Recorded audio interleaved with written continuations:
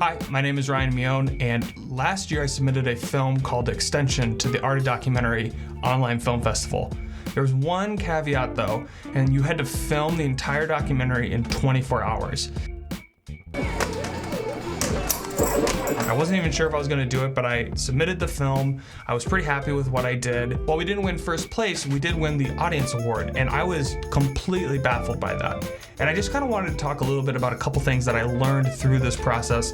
The number one thing that I think made this project more successful than any of my other projects was having a main character who was collaborating with me in the project. Are they eating yet? Yeah. Okay, thank you. You're welcome. I mean, I don't think this project would have happened at all if it wasn't for him, because he was able to say, okay, we have 24 hours, I can do a date night with my wife, and I can go work out, and I can go to work. And he gave me this timeline of his entire day and filled it out.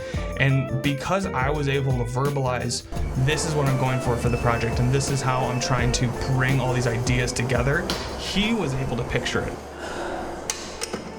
For number two, I'm gonna have to say the thing that I learned is bigger does not always mean better. We can so get stuck in this idea that I have this, maybe the story I want to tell or this project I want to do, but I need this kind of budget or this kind of crew or this kind of equipment. And the reality is that that's just not true.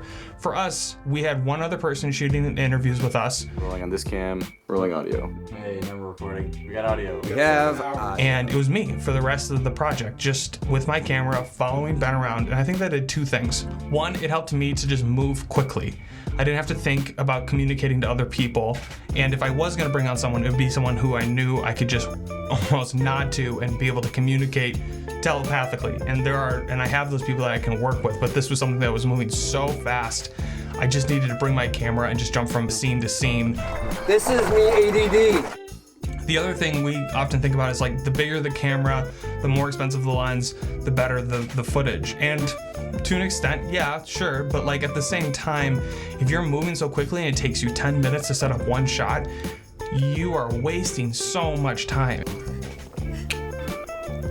Am I in focus? You certainly are sharp.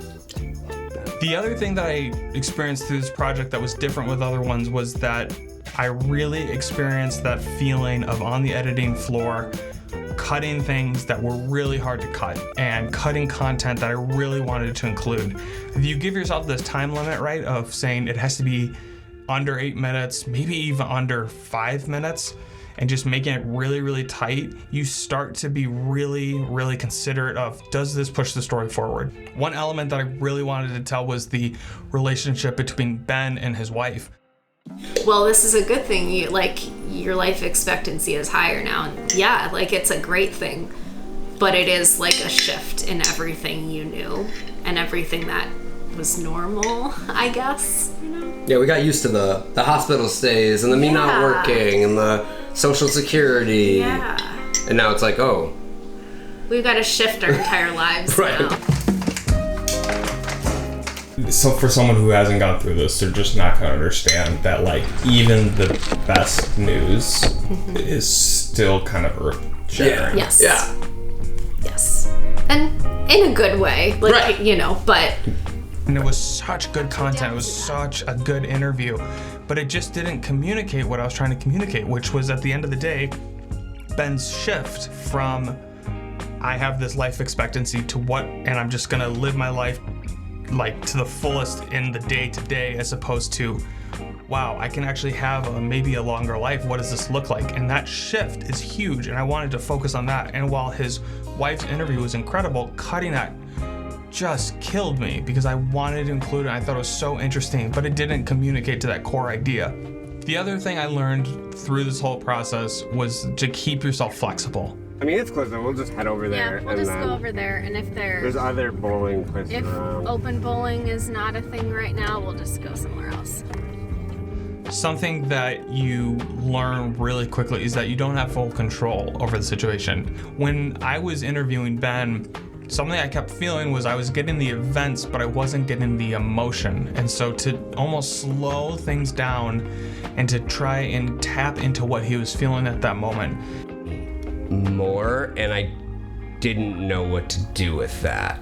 Yeah, you kind of mentioned this very logistically and very conceptually, like, hey, I'm not a great student. Can you go back and unpack what that emotionally felt like to like stumble upon that?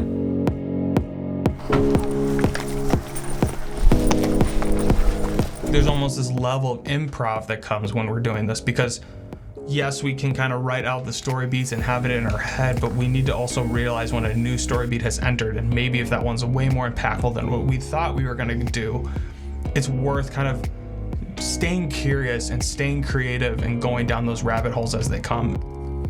The final thing is the whole reason I'm making this video right now. So, full transparency, I have 3 to 4 other documentaries that I'm working on, and a lot of them I'm really excited about, but they've taken 3-4 years, and we're not even close to done with them yet.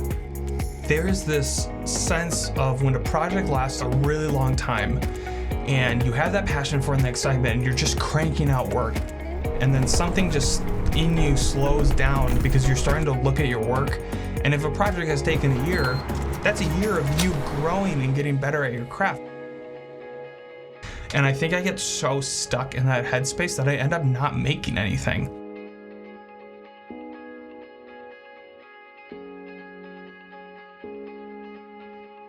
If you find yourself in that space, starting a lot of projects that don't get finished, create unrealistic time expectations for yourself and sticking to it.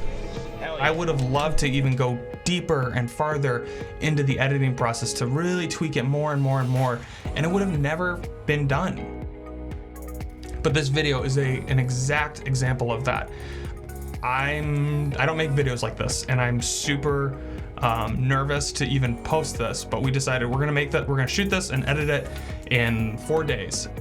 We are gonna start posting more kind of behind the scenes stuff of shoots we're on, more conversations with different people that we work with, and even some tutorials of how we use the equipment and software that we have. So if that is all exciting to you, I would love for you guys to just subscribe and then let us know what you want to see more of. I hope you enjoy this. I'm Ryan Mione from 4 and Through 7 Productions, and we'll see you next time.